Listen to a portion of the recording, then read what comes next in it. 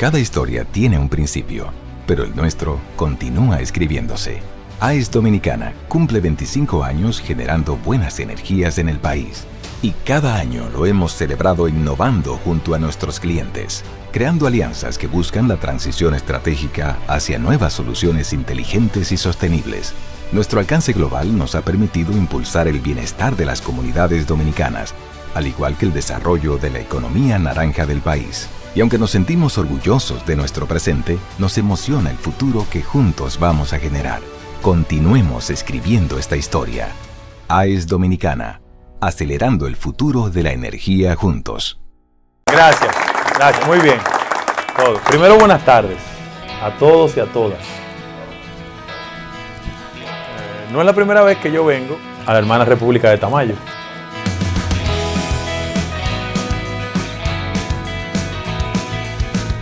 Mírenme la cara y mírensela ustedes. Yo me parezco a ustedes. Yo hablo el lenguaje de ustedes. Yo soy como ustedes, de que uno que se parece a la mayoría de los dominicanos y dominicanas quiere, con el concurso de ustedes, ser el próximo presidente de la República por la gracia de Dios y el voto de ustedes.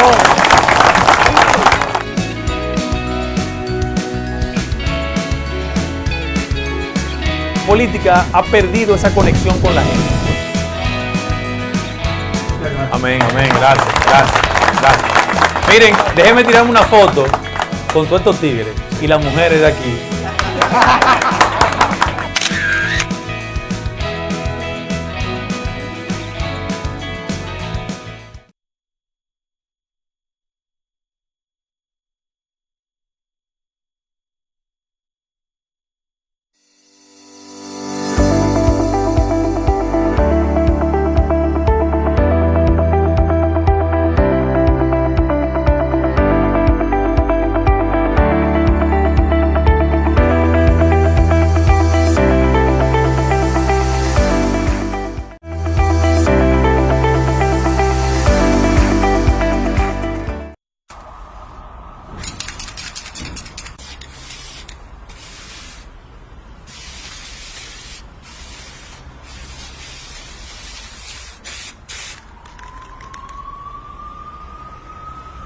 Cada historia tiene un principio, pero el nuestro continúa escribiéndose.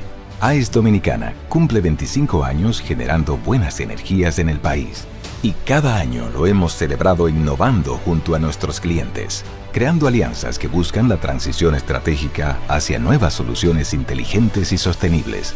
Nuestro alcance global nos ha permitido impulsar el bienestar de las comunidades dominicanas, al igual que el desarrollo de la economía naranja del país. Y aunque nos sentimos orgullosos de nuestro presente, nos emociona el futuro que juntos vamos a generar. Continuemos escribiendo esta historia. AES Dominicana, acelerando el futuro de la energía juntos.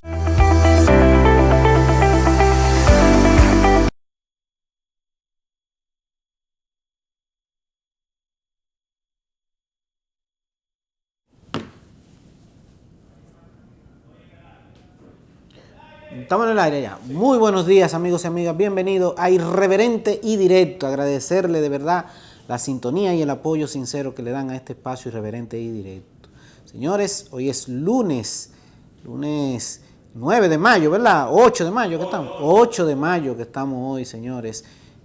Agradecerle de verdad todo el apoyo que le dan a este espacio, que ustedes saben que lo hacemos con un compromiso social y democrático. En este espacio nosotros no censuramos a nadie, nosotros aportamos a la sociedad, al debate político, porque creemos en las ideas principalmente y que la gente pueda expresarse. Abrimos los teléfonos, ustedes llaman y bueno, dicen lo que piensan y eso es lo que nosotros hacemos en Irreverente y Directo. Por ese reconocimiento que ustedes nos hacen todos los días, cuando nos ven en la calle, nos saludan, a este arduo trabajo que hace este equipo de Irreverente y Directo. De verdad que muchísimas gracias por la sintonía, gracias por el apoyo y gracias de verdad por valorar este esfuerzo comunicacional que hacemos todos los días a través de Cinevisión, canal 19, que se transmite a través de todo el territorio nacional y todo Estados Unidos. Gracias de verdad por la sintonía y por el apoyo. Miren, iniciando la semana, muchas noticias. El presidente de la República habló hoy en un medio de comunicación y hizo referencia a algunas cosas. Es evidente que alrededor del presidente de la República existe la interrogante de si iría a un segundo mandato, que se lo permite la Constitución de la República. Y el presidente ha querido generar una especie de nubes de que va, no he dicho que voy, aunque todos sus funcionarios están en activismo político, promoviendo la reelección. Y el presidente dice, yo no he dicho, yo tengo hasta agosto para decirlo. Hoy en esa entrevista dijo que probablemente lo vaya a decir antes de agosto. Favoreció el debate político. Y yo quiero decir, yo como joven a veces siento vergüenza de mi país, porque es el único país que los políticos no quieren someterse a un debate. Y qué bueno que Luis dijo que sí, que apoya el debate. El problema es que Luis lo apoya fuera del debate, no a lo interno. Cuando le preguntaron si estaba de acuerdo que un precandidato participara de un debate, él lo rechazó, él aprobó el debate fuera, a lo interno no. Y yo pienso que a lo interno es favorable, los debates se dan fuera y dentro de los partidos políticos, para que los militantes de los partidos políticos puedan valorar las ideas de los candidatos que lo van a representar. Ese es el objetivo de los debates. Y ese es el objetivo fundamental de que un candidato haga una especie de careo de sus ideas, de las cosas que entiende que son de su defensa, ¿no? de las ideas que él pretende defender de ser gobierno. Y bueno, esperábamos que el presidente fuera más amplio en aceptar el debate. Evidentemente que está rechazando a lo interno del partido con dos precandidatos que ya han dicho que van a participar, ¿verdad? Que son Ramón Alburquerque, que ha dicho que va a participar como precandidato a la presidencia de la República, y Guido Gómez Mazara, que también ha dicho que va por la candidatura del Partido Revolucionario Moderno, y se le sumaría a esto el presidente de la República. Ramón y Guido son los únicos que han dicho que quieren un debate a lo interno del partido. Bueno, ya el presidente acaba de rechazar ese debate en lo interno del PRM.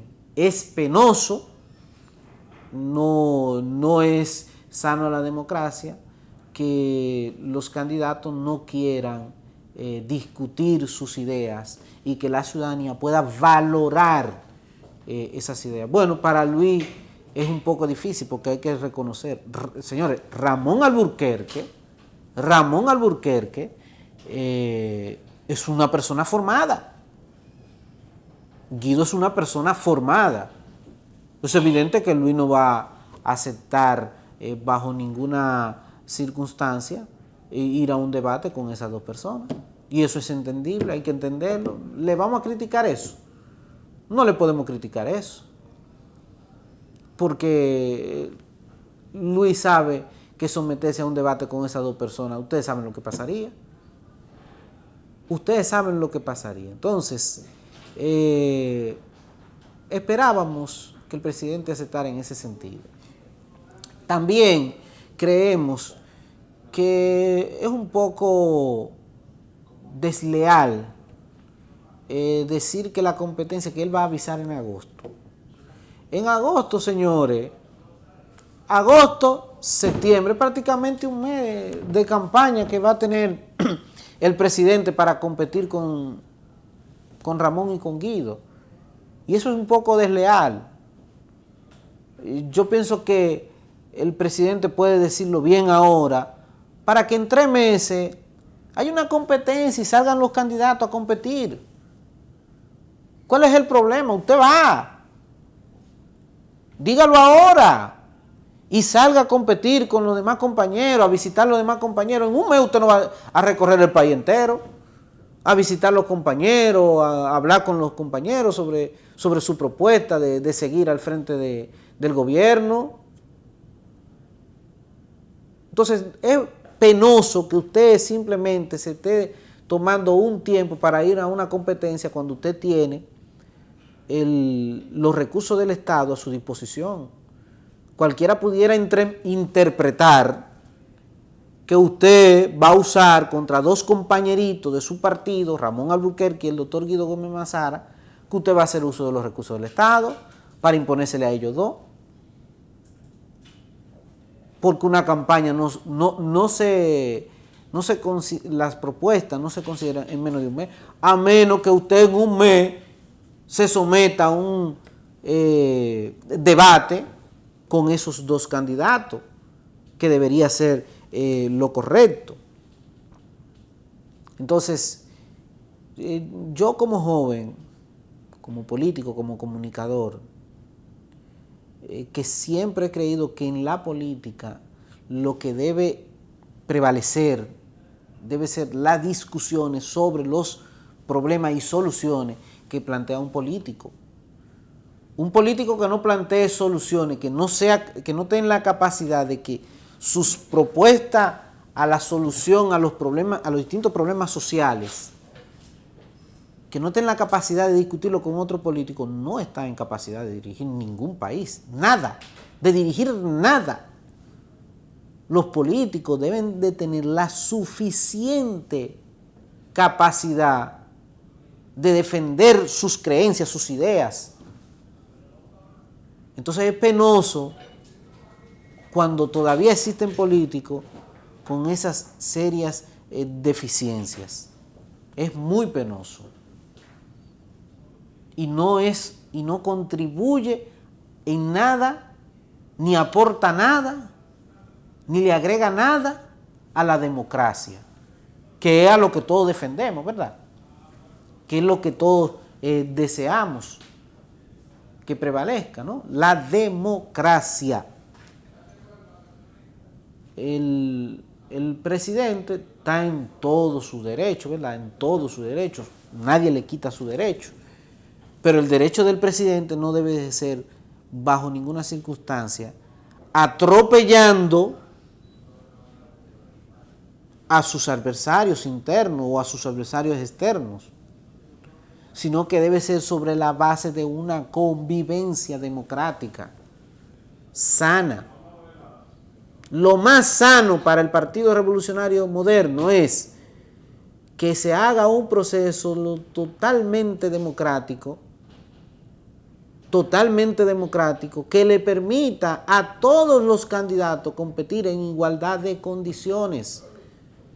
Porque no puede ser que Guido y Ramón inician ahora con el 2 de julio, inician su proceso de competencia, y que el presidente de la República, que va a ser su competidor más fuerte, decida cuándo él entra al juego a competir.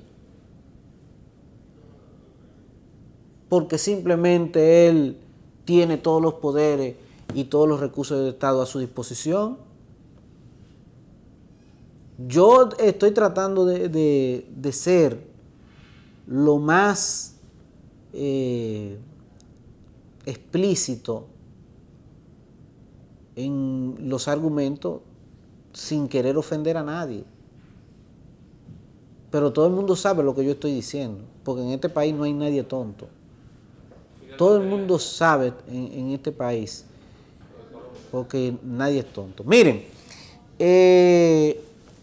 yo voy a hacer solamente la primera parte del programa, porque en la segunda voy a compartir con ustedes. Yo estuve este fin de semana en Colombia participando en el Congreso Mundial de Comunicación Política. Es una actividad que ustedes saben que este programa es parte, prácticamente el equipo, porque Nidia y yo, Nidia es vicepresidenta para América Latina de los consultores políticos y es parte también de la Cumbre Mundial de Comunicación Política. En esa cumbre participó el doctor, se dieron 200 y pico de charlas. De esas charlas Guido dio una, ahí ustedes están viendo las imágenes de la conferencia de Guido en ese evento. en donde participan, señores, ahí todo lo que ustedes están viendo, lo menos que ustedes están viendo es dominicano, todas esas personas que ustedes están viendo, tal vez el 10% de los que están ahí en esa conferencia son dominicanos, el resto son de todos los países de América Latina y de otros países del mundo que participan ahí. Eso fue en Medellín, Colombia, se realizó del 3 al 5 de mayo. Guido tuvo una conferencia que la tituló ¿Por qué gana la izquierda? Esa conferencia que impartió el doctor Guido Gómez Mazara, allá, nosotros se la vamos a dejar para que ustedes disfruten de esa conferencia y puedan valorar lo que se hizo ahí. Entonces, yo voy a dejar en esta parte del programa esa conferencia. Miren los asistentes, ahí está el doctor exponiendo, y ahora yo lo voy a dejar con el material de lo que fue la exponencia del doctor Guido Gómez Mazara en Colombia. Lo dejo con el material. Pasamos con el material. Adelante. Y bien, es momento de comenzar con nuestro siguiente conferencista según la agenda programada para esta tercera jornada académica de la 18ª Cumbre Mundial de Comunicación Política. Tengo el gusto de presentar a Guido Gómez Mazara de República Dominicana. Bienvenido.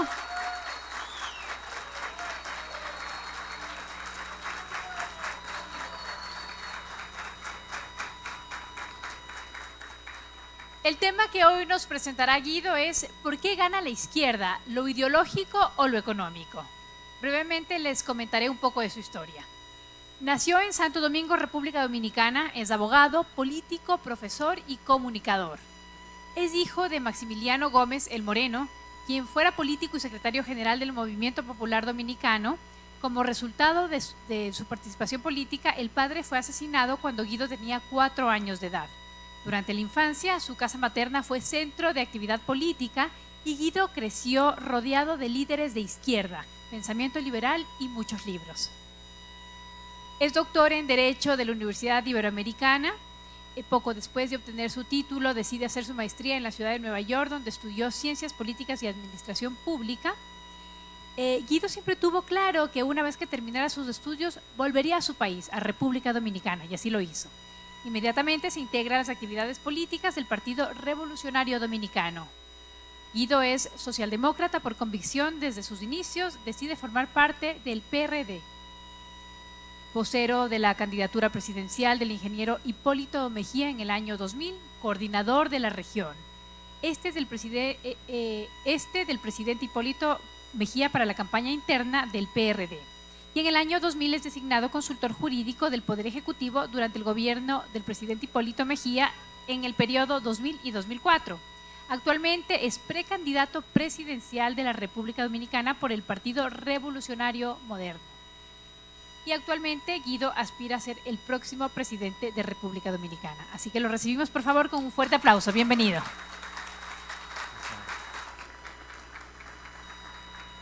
Gracias. Gracias. Primero, buenos días a todos y a todas. Es un placer estar aquí compartiendo con ustedes. Miren, en los últimos 20 años, gracias, en toda América Latina se ha experimentado un fenómeno sumamente interesante que lo constituye el éxito electoral de las izquierdas.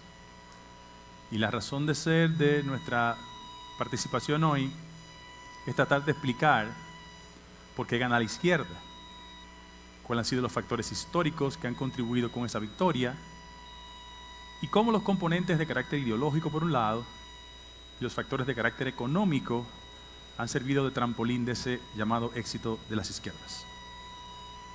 Y yo comienzo estableciendo que es lo más importante, si es lo estrictamente ideológico o lo estrictamente económico. El primer ciclo de lo que muchos estudiosos conocen como el proceso de participación política de las izquierdas data de muchos años. Yo quise tener esa referencia para hacer un balance inmediato. Juan Jacobo Arbenz Fue presidente de Guatemala en el año 1951 y sin lugar a dudas fue sacado del poder mediante procedimientos no democráticos. Segundo, Juan Bosch, que no era un hombre de izquierda al momento de ganar las elecciones, era un liberal progresista que había sido el primer candidato presidencial post-dictadura de 31 años en la República Dominicana. Repito, no era una persona técnicamente de izquierda, aunque su partido en ese momento, que era el PRD, respondía ideológicamente a lo que muchos llaman la Revolución Democrática.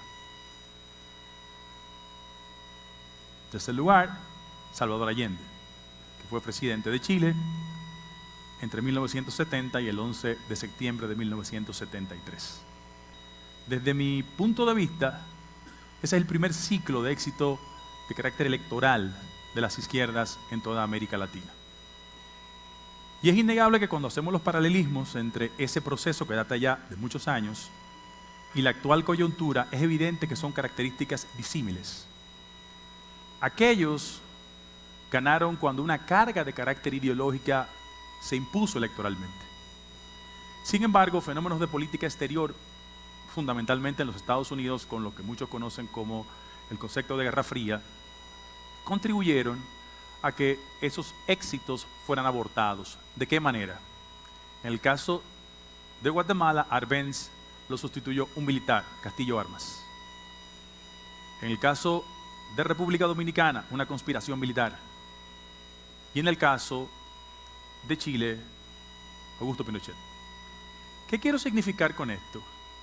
Que la política exterior norteamericana, fundamentada en el concepto de Guerra Fría, construyó factores estrictamente ideológicos. Y un acontecimiento, sin lugar a dudas, atizó actuaciones al margen de las reglas democráticas. Y hay que decirlo aquí solo como referente, pero todos lo conocen. El fantasma de Fidel Castro y la Revolución Cubana.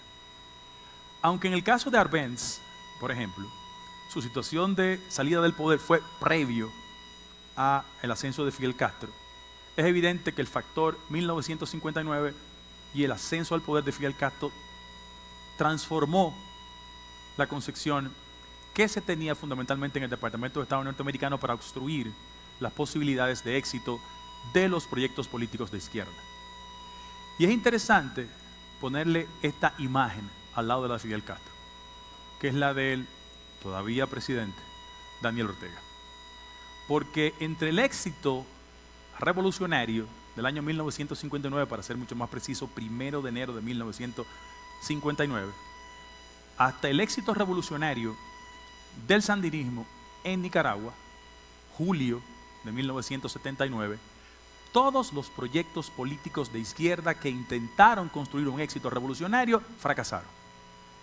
Y el contrapeso innegable era una política exterior norteamericana, repito, que reprodujo lo mismo que le pasó a Arbenz, que le pasó a Bosch y que le pasó también a Allende.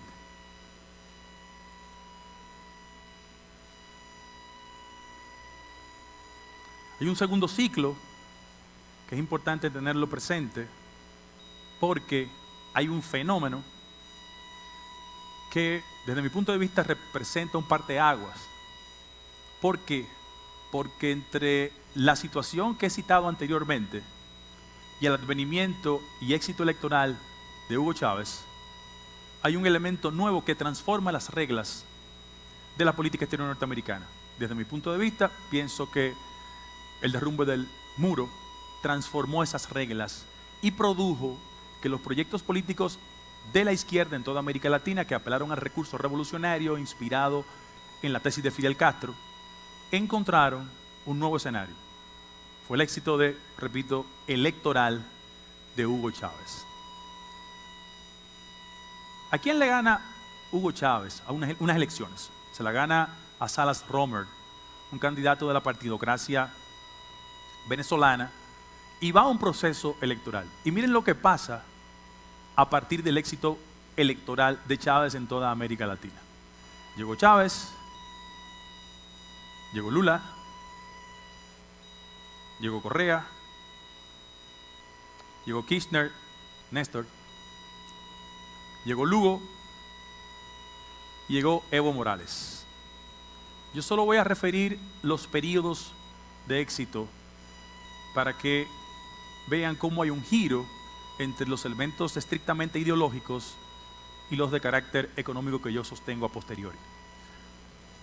Chávez llegó en el 99, hubo una breve interrupción a su ejercicio de poder, tuvo desde el 2 hasta el 13. En Brasil, Lula en su primer ciclo estuvo desde el 3 hasta el 10, volvió a ganar. Correa estuvo desde el 7 al 17, Kirchner estuvo desde el 3 al 7, Lugo estuvo del 8 al 12 y Evo Morales del 6 al 19. Miren lo que pasó desde mi humilde punto de vista y qué fenómeno atizó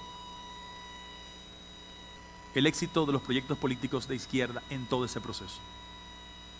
Muchos factores. Yo puedo adicionar dos componentes: el precio de las commodities internacionales por un lado y la expansión de la inversión china en este lado del continente. Sin embargo, el factor que motivó, que motorizó ese proceso de transformación, desde mi punto de vista, es el precio del barril durante el periodo de Chávez. Las gráficas hablan por sí, pero yo voy a hacer una traducción muy elemental de esos componentes. Cuando gana Chávez, hay elementos distorsionadores del precio del petróleo en los mercados internacionales. El primero se da con el ataque del 11 de septiembre en Estados Unidos, el segundo se da en la Segunda Guerra del Golfo, y miren cómo el precio desciende. Sin embargo, a partir del 2004-05, no importa la guerra entre Israel y Hezbollah, eso fue en el Líbano, los precios comienzan a dispararse, y hacen del proyecto político de Hugo Rafael Chávez Frías un poseedor de recursos económicos que de una forma u otra iba a incentivar los proyectos políticos de izquierda en toda América Latina, mediante el método electoral, repito. Y es interesante decir lo siguiente: la famosa crisis, que fue una crisis hipotecaria en los Estados Unidos que resquebrajó el orden internacional, muchos lo conocen como la quiebra de Lehman Brothers, pero fue una crisis del sistema hipotecario, no entró en confrontación con las posibilidades de que Venezuela siguiera acumulando muchos recursos, a tal punto de que en el año 2008 el precio del barril del petróleo alcanzó el punto máximo, $146 el barril. Y esos excedentes generaron todo un proceso de recursos significativos para que el proyecto de lo que muchos estudiosos llaman la izquierdización de América Latina encontrara un terreno fértil.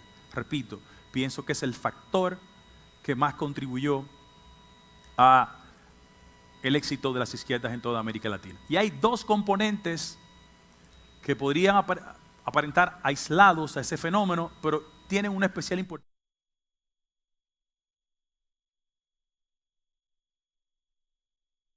Petrocaribe fue una herramienta que ante los ojos ingenuos podría reflejar la posibilidad de que intercambio con países que firmaron el acuerdo de Petrocaribe se le garantizara hidrocarburos a precios baratos. Yo puedo hablar por mi país, pero el acuerdo de Petrocaribe fue un acuerdo mucho más global. Pero en el caso específico de mi país, firmamos en el 2005, ya en el 2010, el flujo de consumo mensual para la República Dominicana era 140,000 barriles, 70% financiado por Venezuela. Y ya en el 2010 el principal acreedor que teníamos los dominicanos eran $3.900 millones del gobierno venezolano, con unas características en esos acuerdos tan frágiles, tan poco entendibles en el mundo comercial, que nos conducían a pagarle en el 19 y en el 22 y devolverle con habichuelas. Los que no son dominicanos, puedo traducirlo, caraotas y cosas de esas, pero bueno, habichuelas, frijoles. Entonces, para que ustedes vean cuán importante fue esa herramienta, una herramienta de posicionamiento, el que sin lugar a dudas los proyectos políticos de izquierda que ganaron tenían un resorte económico y la solidaridad venezolana que contribuyó con ese factor. Hay otro elemento poco agradable, pero tengo que decirlo en el contexto de ser equilibrado: Odebrecht. Bueno, Odebrecht, si bien es cierto, fue una empresa constructora que compitió en buena lid también fue una herramienta fundamental para financiar campañas políticas de partidos políticos de izquierda que consiguieron el éxito electoral. No es del todo decente hacer un ejercicio aquí, pero yo quiero decir que las investigaciones que se llevaron en todo el continente incorporaron a políticos, ministros, candidatos presidenciales, sin mencionar nombre, en un país muy querido por nosotros, un expresidente amigo de mi país, frente al requerimiento del Ministerio Público, le pidió un permisito, fue al baño y se dio un balazo. Y en el caso específico de mi país, evidentemente varias personas sometidas, con procesos pendientes. En el caso específico del principal consultor, con toda la reverencia de los consultores aquí, muy conocido en este continente, salió de mi país a purgar prisión a Brasil. Hablo del poco conocido João Santana. Entonces, esas eran herramientas que evidentemente construían la posibilidad de que los proyectos políticos de izquierda fueran exitosos en todo este proceso. Seguimos. Hay un tercer ciclo que yo pienso que es importante. Sin embargo, yo, por respeto al escenario que tengo aquí, tengo que hacer el siguiente comentario. Si bien es cierto en el primer ciclo el factor de Guerra Fría obstruía la posibilidad de que los proyectos electorales con matices de izquierda, liberal y progresista alcanzaran el éxito y hubo un aborto de esos procesos, el segundo ciclo, caracterizado por el éxito petrolero de Chávez, provocó lo que los estudiosos del fenómeno llaman en América Latina las confrontaciones entre las tesis electoralistas y no electoralistas. Y eso tiene un origen coincidencialmente en Colombia. ¿Por qué? Porque en Colombia hace muchos años existió un líder político ilustradísimo, muy conectado con las masas, y los grupos hegemónicos impedían la posibilidad de que él ganara las elecciones. Iba a ganar las elecciones, había sido senador, ministro de Educación, se llamaba Jorge Eliezer Gaitán. Y a Gaitán le dieron un balazo, lo mataron. Y hubo una reacción de carácter popular, lo que muchos conocen como el Bogotazo. Y eso prendió en la América Latina la tesis no electoralista. Es decir, mucho antes que Fidel Castro asumiera el concepto de que solo era posible construir el poder por la vía revolucionaria, ya en Colombia la incapacidad de garantizar una competencia electoral donde Gaitán obtuviese resultados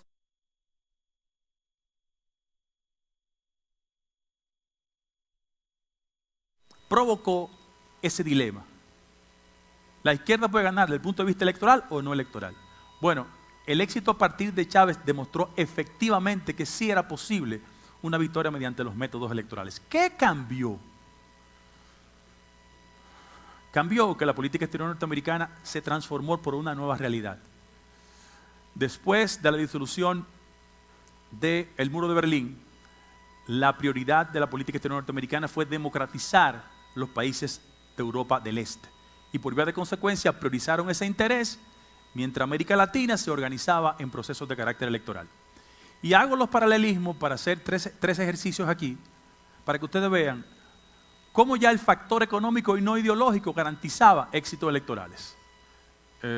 No sé cómo se traduce en muchos países, pero en mi país, desafortunadamente, como una forma de arrabalizar la discusión y no darle un matiz de honestidad y responsabilidad a la práctica política, mucha gente dice que el factor estómago y bolsillo es el que manda desde el punto de vista electoral. Entonces, miren qué interesante estos tres referentes que yo tengo. Honduras, por ejemplo.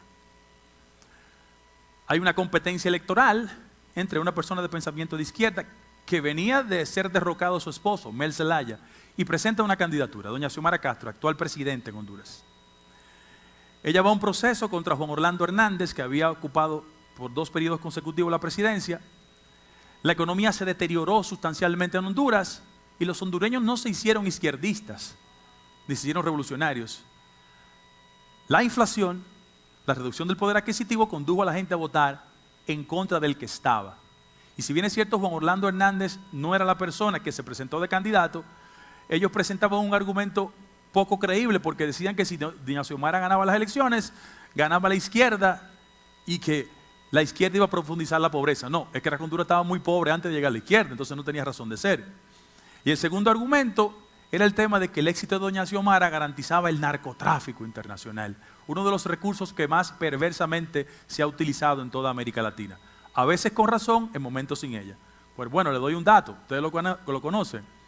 El que argumentaba que doña Xiomara representaba el narcotráfico fue extraditado a los Estados Unidos un mes después de doña Xiomara ser electa presidenta. Bueno, ahí no fue el factor ideológico, fue el factor económico que garantizó ese éxito. Segundo lugar, otras elecciones. Yo estoy en un escenario de Medellín y tengo que exhibir los cuidados necesarios para... Pero bueno, quiero decirlo así.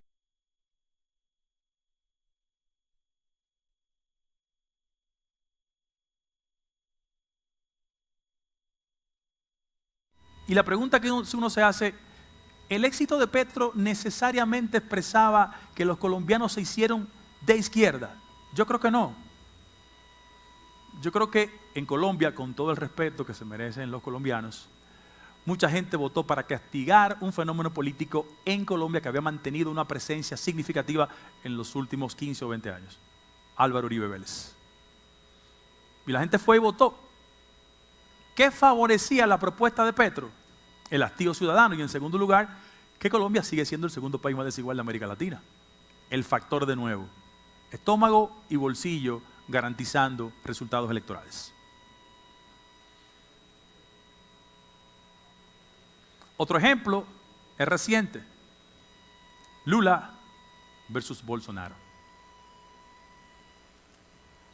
¿Se hicieron de nuevo izquierdistas los brasileños? Yo creo que no.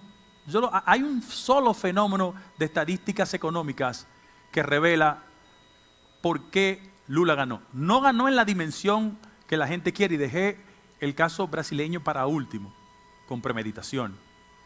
Lula tuvo la virtud que en los picos de éxito económico de las izquierdas, repito, cuando el éxito de las commodities, cuando el crecimiento de la economía brasileña, cuando la expansión del gasto y la inversión China en esta parte y los precios del barril de petróleo, él tuvo esa coyuntura, ese momentum favorable. Sin embargo, en términos de política social y económica, su mayor éxito lo condujo al hecho de sacar 40 millones de personas de la pobreza. ¿Qué pasó? Que los periodos de Bolsonaro generaron dos dificultades. Un manejo pésimo en la crisis del COVID, pero en segundo lugar, él devolvió de los 40 que sacó Lula, 33 a la pobreza. Y volvemos a ese argumento.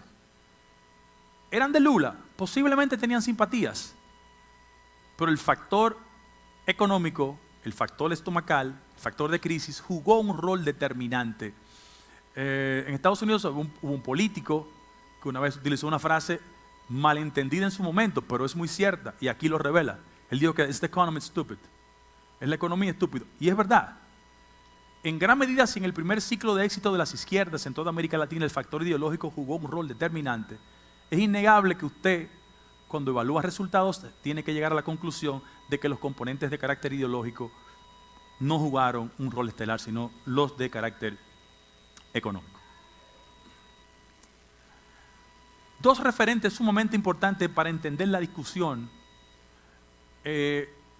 académica que se ha dado alrededor del éxito político en la actual coyuntura. Los que militaron políticamente en los partidos de izquierda en la década de los 40, 50, 60 o 70, siempre estaban obligados a recitar las tesis marxistas. Y El Capital se constituyó como libro en una especie de biblia teórica de la mayoría de los pensadores de izquierda.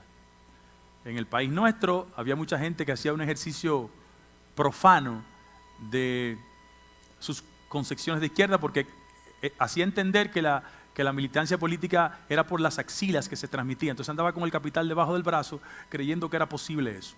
Bueno. Ahora, sin embargo, hay un pensador que en la actual coyuntura, desde mi humilde punto de vista, explica ese fenómeno inteligentemente, que se llama Thomas Piketty.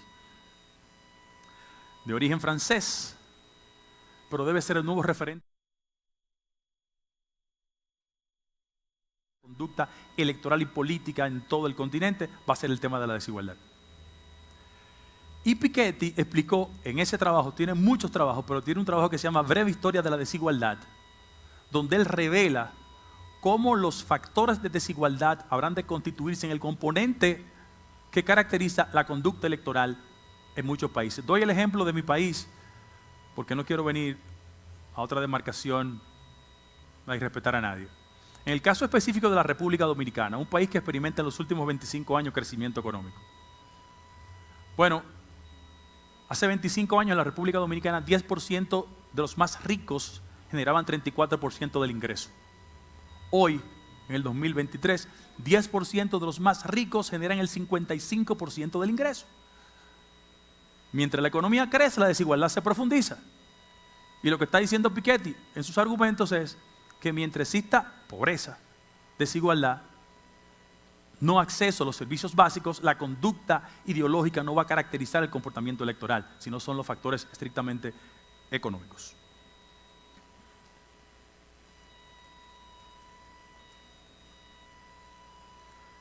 Las dificultades en las nuevas victorias. Se han operado nuevas victorias, pero hay un escenario que es totalmente diferente.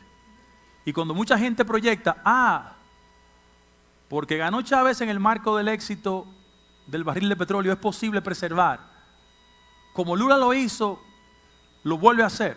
Yo creo que no. Miren cuáles factores. Por ejemplo, en el caso de Colombia. Petro ganó las elecciones, innegablemente. Ahora, hay un fenómeno en la política que sobre todo los norteamericanos lo llaman, que se llama el overnight voters, que son los votos prestados antisistémicos. Y yo puse este escenario para colocarlo en esa reflexión. Por ejemplo, Petro gana las elecciones en el marco de una coalición. Sí, con un nivel de popularidad, repito, con el respeto a la audiencia, nada es más favorable para un político de verdad que le pongan de competidor a un político de mentira. Porque al final, las herramientas publicitarias no suplen las carencias de los políticos sin nivel. En el caso de Colombia, por ejemplo, es verdad que él ganó, muy popular. ¿Cuál es el problema? Que los overnight voters que dijeron, vamos a votar por él, se coalicionan o en el Congreso o en las calles diciendo, no, aquí hay un problema. Y es que el tema de la reforma de salud y de las pensiones no lo ha podido pasar. Entonces la gente que quería ese cambio y apostó a ese candidato, evidentemente, después de ganar, se constituye en el principal obstáculo para implementar esas políticas del cambio. En el caso de Chile, es un caso muy interesante. Ganó Boric, sumamente interesante. Pero ¿cuál es el problema? ¿Estará Boric hoy en la capacidad de reproducir aquel esquema de la concertación que en Chile fue desde Patricio Aylwin, cinco presidentes consecutivos? Yo creo que no. En Chile hay un problema de orden práctico. Señores, intentó una reforma fiscal y los grupos que le apoyaron dijeron que no era posible. Pero en segundo lugar, le consulta a la ciudadanía sobre la posibilidad de reformar la constitución de Pinochet y la pierde. Fíjense cuáles son las dificultades de orden práctico, con quién se gana. En el caso de México es un caso muy especial. Si en el auditorio hay mexicanos que me excusen, porque cualquier país se parece a México, pero México no se parece a ninguno. Yo quiero decir lo siguiente. Andrés Manuel López Obrador no es un izquierdista, técnicamente. Es el producto, y que nadie de los dominicanos aquí presentes se sientan aludidos, es el producto de cómo las élites de los partidos hartan, hastían, incomodan por prácticas antidemocráticas a su gente. López Obrador era gobernador del estado de Tabasco, del PRI, se peleó con el PRI y se fue. Fue al PRD de México y ganó la alcaldía de México y se peleó con ellos y construyó una opción alternativa diferente y los derrotó a todos. Para que ustedes vean que la gente tiene capacidad de reaccionar cuando las élites de los partidos hastían a la gente y los derrotan en la sociedad. Entonces, López Obrador gana, pero tiene un gran problema. Él introduce una reforma de carácter energética para reducir, por ejemplo, los privilegios del Pemex. No, hay obstrucción. Esos son los famosos overnight voters que le generan mucha dificultad. Y el caso de Lula ya lo dije anteriormente. En Brasil hay un fenómeno sumamente interesante, al margen de las pasiones estrictamente económicas y sociales, y es el voto evangélico. Pónganle atención, en América Latina hay un fenómeno sumamente interesante con el voto evangélico, básicamente en Brasil. Significativo. Cuando las encuestas ponían a Lula muy lejos, ganó las elecciones muy estrecho. Son fenómenos interesantísimos. Y también un componente que va a acompañar estas gestiones es el tema del impacto inflacionario y sobre todas las cosas todavía las consecuencias que tenemos con la crisis del COVID-19. Hoy más que nunca la región es una región desigual. Hoy más que nunca la región reproduce un esquema de que muchos lo concentran todo en términos de pobreza y pocos concentran todo en términos de riqueza. Y ese va a ser un factor de carácter electoral y económico que se va a mantener por muchos años. Regularmente uno siempre hace una reflexión cuando tiene la oportunidad de este tipo de ejercicios que son esencialmente académicos, cosa que respeto a quienes me invitaron y a la audiencia. Pero por 20, 30 o 40 años la gente siempre pensó que los factores de carácter ideológico iban a pautar el comportamiento electoral. Cuando usted analiza lo que ha pasado en los últimos 40 o 50 años con los fenómenos políticos de izquierda, sin lugar a dudas son los factores económicos que han prevalecido sobre el componente estrictamente ideológico. No así pasó en el primer ciclo. Y quiero concluir haciendo una reflexión. Que mientras la desigualdad, pobreza e inflación pauten el escenario de toda sociedad, el factor económico prevalecerá sobre los aspectos estrictamente ideológicos. Y miren lo que pasa. Hacia el futuro inmediato, yo pienso, sin ánimo de ser Mandrake el mago, hacia el futuro inmediato, cuando venga una quiebra de las posibilidades electorales de los proyectos políticos de izquierda, porque la situación económica imposibilite éxito, yo pienso que habrá un resurgir de los llamados outsiders, de esas figuras que sin ningún tipo de vínculo, relación con el sistema de partidos, se van a colocar en la cresta de la insatisfacción y podrán generar resultados electorales. Y en América Latina siempre la cura ha sido peor que la enfermedad.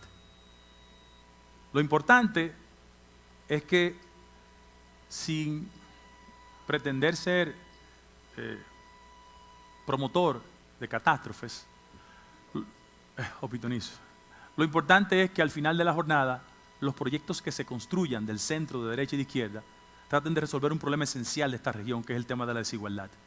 Mientras la falta de acceso a los servicios básicos, mientras los sistemas de seguridad sean ineficientes, mientras el factor educativo no llene las expectativas elementales de la gente, va a ganar izquierda, derecha o centro, pero siempre va a ganar el que la sociedad le aproxime a ser un intérprete y un redentor de ese tipo de falencias históricas. Muchas gracias.